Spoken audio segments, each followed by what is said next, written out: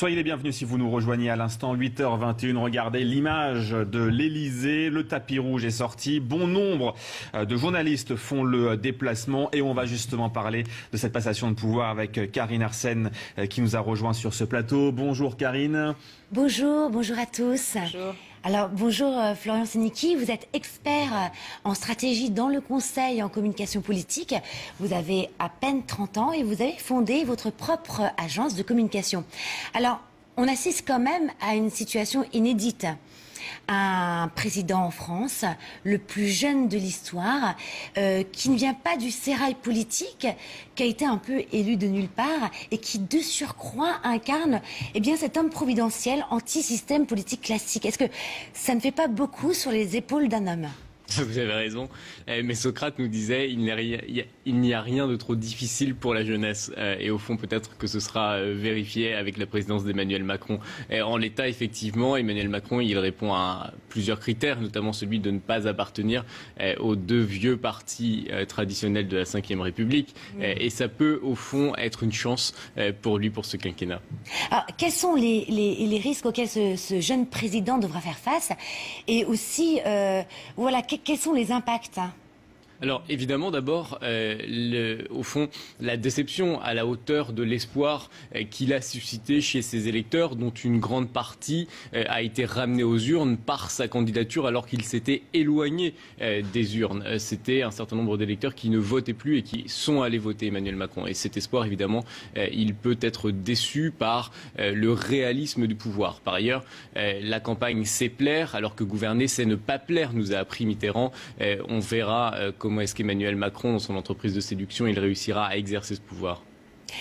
De la même façon qu'on peut observer de temps en temps une certaine misogynie envers les femmes politiques ou encore les femmes de pouvoir, est-ce que la jeunesse de ce président est plutôt un atout ou un handicap à l'échelle nationale mais aussi internationale ? Quand on regarde la façon dont Emmanuel Macron est traité par la presse internationale, on en déduit incontestablement que ce sera un atout pour lui. Emmanuel Macron, il est attendu et il est attendu comme un président qui incarne un renouveau. Il est attendu avec confiance et il sera vu tout à fait par ses pairs comme quelqu'un qui est égal, quel que soit l'âge qui est le sien. Puisque vous parlez de discrimination, Karine, ou en tout cas d'un certain a priori, est-ce qu'on peut parler justement de l'épouse du président élu? On a vu ces derniers jours qu'elle a été la cible d'attaques sexistes, disons-le clairement. Et en même temps, on a un François Hollande qui, lui, est arrivé il y a 5 ans avec une compagne. Ça, c'était un signe d'extrême modernité pour le temps. Et là, il va repartir tout seul. Donc, est-ce que du côté de cette passation de pouvoir, il y a quelque chose à signifier de ce côté-là tout à l'heure? Oui, vous avez raison. Il y a quelque chose à la fois de moderne et de différent dans cette passation de pouvoir parce que on a vu, le protocole s'est posé un certain nombre de questions. Un président qui part seul et un couple qui arrive à l'Elysée, ça pose tout un tas de questions de protocole. Comment est-ce qu'on gère? Est-ce qu'on choisit ou non de rendre présente Brigitte Macron? Par ailleurs, vous avez raison, Brigitte Macron, elle est aujourd'hui la révélation de la misogynie qui existe en politique et notamment sur les réseaux sociaux où elle est victime de campagnes odieuses comme l'ont été un certain nombre de femmes politiques avant elle. On voit au fond que le renouveau a du mal à dépasser ces vieux sentiments dégueulasses qui animent le monde politique. Alors, les Français ont élu un président avec un profil sans expérience dans le domaine politique. Est-ce qu'on n'est pas en train d'évoluer vers une mentalité anglo-saxonne, c'est-à-dire laisser la chance à des talents sans regarder le CV ? Sans doute. En tout cas, ce qu'on sait, c'est que les Français ont misé sur le renouveau. Les Français ont au fond dit non. Ils ont dit non à cette classe politique qui était trop autocentrée. Ils ont dit non à la force et à la résistance de ces vieux partis politiques qui ne voulaient pas changer. Les Français ont dit non et ils aiment dire non. Il y a un côté rebelle chez les Français qui est présent dans l'imaginaire politique qui s'est transcrit ici avec ce vote pour Emmanuel Macron. Alors, il semblerait que François Hollande ait été trahi par son ancien ministre.